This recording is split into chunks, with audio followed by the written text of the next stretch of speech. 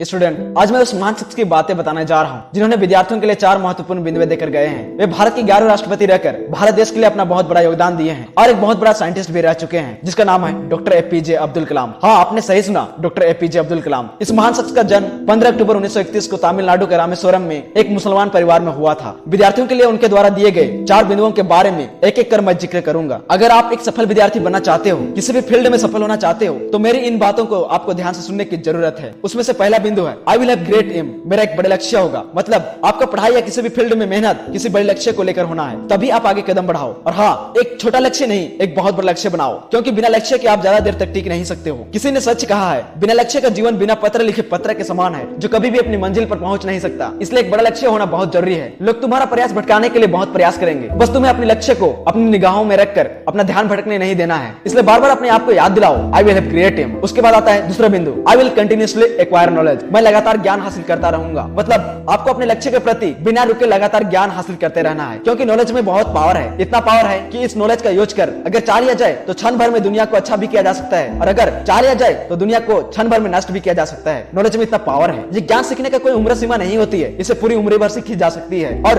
आपको लगातार ज्ञान लेनी ही होगी, क्योंकि ज्ञान वह चीज है जो विदेश जाने पर एक सगे भाई के समान साथ देती है। इसलिए तुम्हें ज्ञान हासिल करने के लिए बुक पढ़ना ही होगा और बिना रुके लगातार सीखते रहना होगा, क्योंकि ठहरा हुआ पानी भी कुछ समय बाद सड़ जाती है। तुम्हें उस पानी की तरह सड़ना नहीं है। इसलिए अपने आप को बार बार याद दिलाओ कि आई विल कंटिन्यूअसली एक्वायर नॉलेज। अभी तक मैं आपको 2 बिंदुओं के बारे में बता चुका हूं, फिर से याद दिलाता हूं। पहला बिंदु है I will have great aim. दूसरा बिंदु है I will continuously acquire knowledge. अब जो तीसरी बिंदु है उसके बारे में बताने जा रहा हूं, आई विल डू हार्ड वर्क। मैं कठिन परिश्रम करूंगा। मतलब आपको अपने लक्ष्य के प्रति कठिन परिश्रम करना होगा, क्योंकि कठिन परिश्रम किए बिना दुनिया में कुछ बड़ी सफलता हासिल नहीं किया जा सकता है, और सफलता का कोई शॉर्टकट रास्ता नहीं होता है। उसके लिए कठिन परिश्रम के साथ धारे रखने की भी जरूरत है, क्योंकि सफलता रातों रात नहीं मिल जाती है। उसके लिए बूंद बूंद कर पहले अपने अंदर ज्ञान भरने पड़ती है। किसी ने सच ही कहा है, ईश्वर भी उन्हीं की सहायता करता है जो अपनी सहायता स्वयं करता है। इसलिए आपको कठिन परिश्रम कर पढ़ाई करनी होगी, क्यों ना तुम किसी भी परिस्थिति से गुजर रहे हो, क्योंकि तुम दुनिया से पढ़ाई न करने के हजारों बहाने तो बना लोगे, लेकिन खुद से बहाना नहीं बना पाओगे, क्योंकि दुनिया तुम्हारा कोशिश नहीं देखेगी, तुम्हारा रिजल्ट देखेगी। इसलिए बार बार अपने आप को याद दिलाओ कि आई विल डू हार्ड वर्क। अब जो लास्ट बिंदु है उसके बारे में बताने जा रहा हूँ, वो है आई विल परसिवियर। मैं दृढ़ता रखूंगा। मतलब आपको अपने लक्ष्य के प्रति आप जिस काम को कर रहे हो आपको हार नहीं माननी है, क्योंकि मन से हारा हुआ व्यक्ति कभी भी मैदान में जीत हासिल नहीं कर सकता है। इसलिए तुम्हें एग्जाम में बैठने से पहले खुद से